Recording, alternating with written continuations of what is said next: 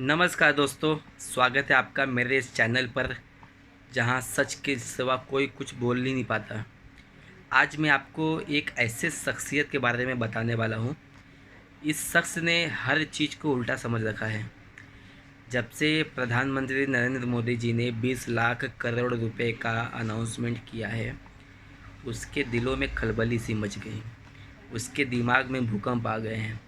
उसे लगता है कि ये 20,000 लाख करोड़ रुपए ये सिर्फ एक जुमला है। वे महाशय कहते हैं कि 20 लाख 1,000 करोड़ रुपए जो प्रधानमंत्री नरेंद्र मोदी जी ने हम सबको दिए, भले हमें डायरेक्ट नहीं दिए लेकिन इनडायरेक्ट तो दिए। वे कहते हैं कि ये हमारा पैसा है। ठीक है, मैं मानता हूँ कि ये हमारा पैसा है।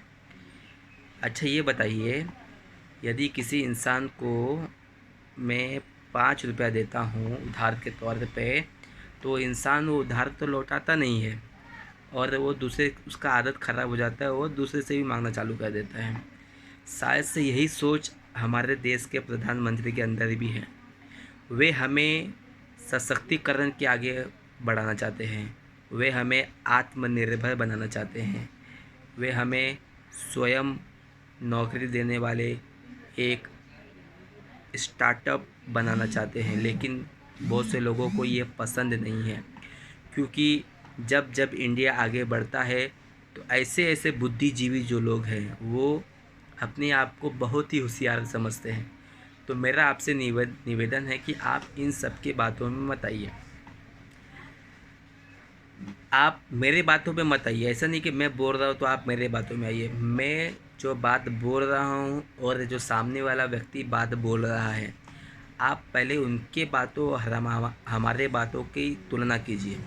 आप स्टडी कीजिए। आप सोचिए कि सामने वाला क्या कर रहा है और हम क्या कर रहे हैं। सामने वाला गलत कर रहा है कि सच कर रहा हूँ कह रहा है। अभी सामने वाले हमारे जो एक एंकर है, उन्होंने कहा कि 20 लाख करोड़ ये जुमला है। कैसे जुमला हो गया दोस्तों? जब वो 20 लाख करोड़ रुपए किसी देश में लगाए, तो देश में अगर एक कंपनी को मिलेगा तो कंपनी क्या करेगी? बिज़नेस बढ़ाएगी। बिज़नेस बढ़ेगा तो एम्प्लॉयमेंट वहाँ बढ़ेगा। जब दोस्तों वहाँ पर एम्प्लॉयमेंट बढ़ेगा तो जो हमारे मज़दूर है वो जब उसमें काम करेंगे तो उनको सैलरी मिलेगा। सैलरी जब कंपनी बढ़ेगा तो उनका सैलरी बढ़ेगा। तो आप सोचिए, ये सब बहुत ही डिटेल में जाने वाली बात है दोस्तों, लेकिन ये सब आपको बताया नहीं जाता है। ये सब आपको से छुपा कर रखा जाता है। क्यों? क्योंकि ये उनको फ़ायदा में दिखता है। अब ये बताइए, अगर वही 10, मान लीजिए प्रधानमंत्री ने 10 रुपये का घोषणा किया और वही 10 रुपये यदि मैं सीधे मज़दूर के हाथ में दूँ, जो कि मज़दूर हमारे लिए बहुत सम्मानीय बात है। अगर मैं मज़दूर के हाथ में दूँ, कितने दिन खाएगा वो? 5-6 दिन, 1 साल खाएगा, लेकिन ज़िंदगी भर तो नहीं खाते रहेगा। लेकिन वही पैसा अगर वे कंपनी को देते हैं और कंपनी ग्रो करता है, तो जो एम्प्लॉय, जो मज़दूर उसके अंदर काम कर रहे हैं, वे हर महीने पगार उठाएंगे, हर महीने अपना आमदनी बढ़ाएंगे। तो 10 रुपया देना अच्छा है कि 10 रुपया आपको एक ऐसे जगह लगाओ ताकि आपका रेगुलर इनकम आता रहे? तो ये दोस्तों सोचने वाली बात है। आप भी सोचिए कि ये जुमला नहीं है, ये एक गमला है और उस गमले में जो पौधा खिलेगा ना, और जब पौधा खिलेगा तो फूल जो निकलेगा उसकी महक लंबे समय तक रहने वाला है। इसीलिए कहते हैं कि हमारे जो प्रधानमंत्री है ना, बहुत ही दूर तक के सोचते हैं।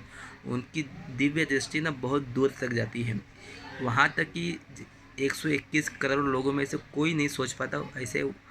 वो 121 के अलग इंसान है जो सोच के बहुत ही बारीकी से सबसे चर्चा करके सबसे राय मशवरा लेके कोई काम करते हैं।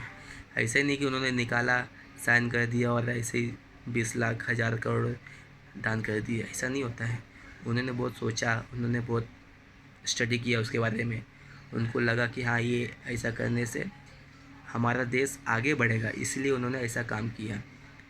उनके मन में भी आया रहेगा कि ये पैसा सीधे मज़दूर के अकाउंट में डाल दो, सीधा भारत की देश की जनता के अकाउंट में डाल दो, लेकिन ये कब तक चलेगा?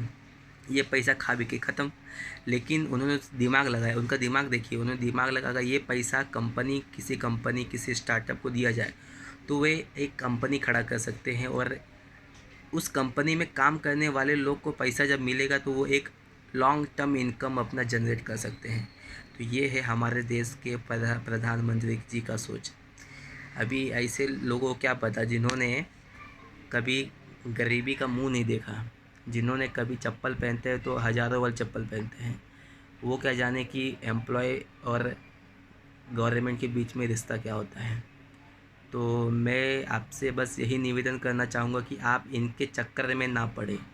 आप दिमाग लगाइए, आप सोचिए कौन गलत बोल रहा है कौन सही बोल रहा है।